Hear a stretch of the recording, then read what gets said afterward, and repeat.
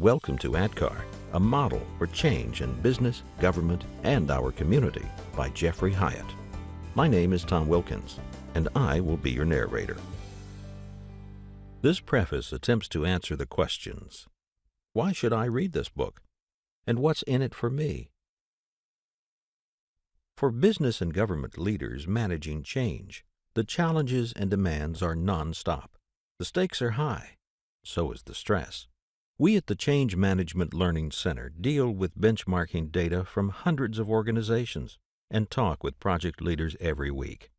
Many new techniques for managing change result from these interactions.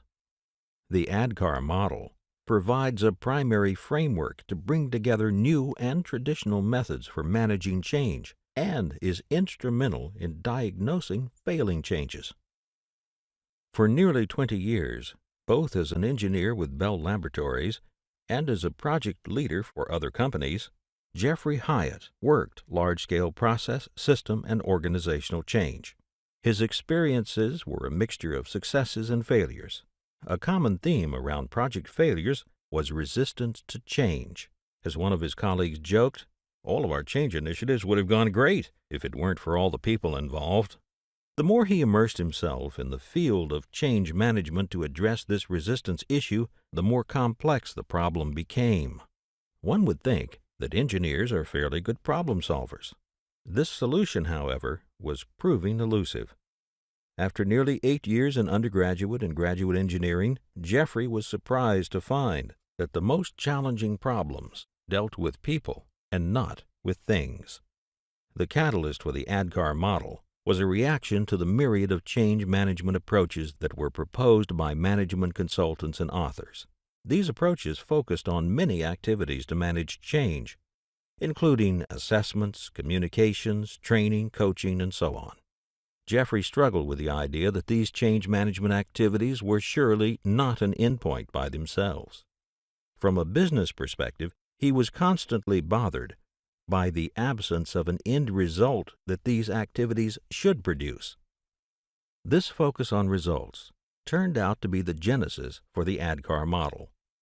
He began to ask the question, why, every time he heard about another change management tactic or approach. In other words, why would you do that? And what is your desired outcome? For example, communications is commonly cited as an essential element for managing change. Why? One objective of communications is to build awareness of the need for change and to share with employees why the change is happening. Employees want to understand the nature of the change and the risks of not changing. This led to the first component of ADKAR, awareness. By examining a large number of change management activities and mapping them into their desired results, Jeffrey was able to envision a fairly simple model that included 5 building blocks for change: awareness, desire, knowledge, ability, and reinforcement. During the early drafts of the model, some of the words changed.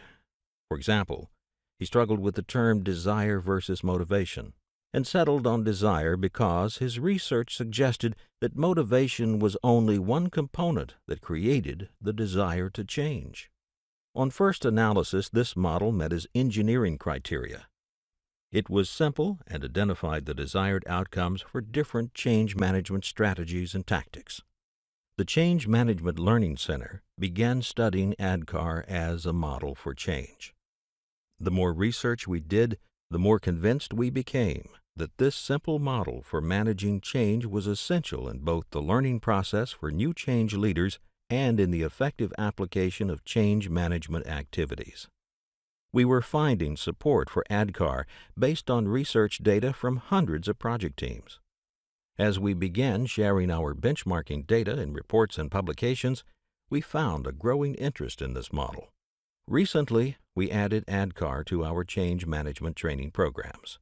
Even though we spend just a short time during the 3-day program on this model, the most commonly cited highlight of the entire program from the feedback forms is ADKAR. Jeff still asks people in the change management training courses why they gravitate to the ADKAR model. And the answer is almost always the same. It's results-oriented, and easy to apply in a number of change settings.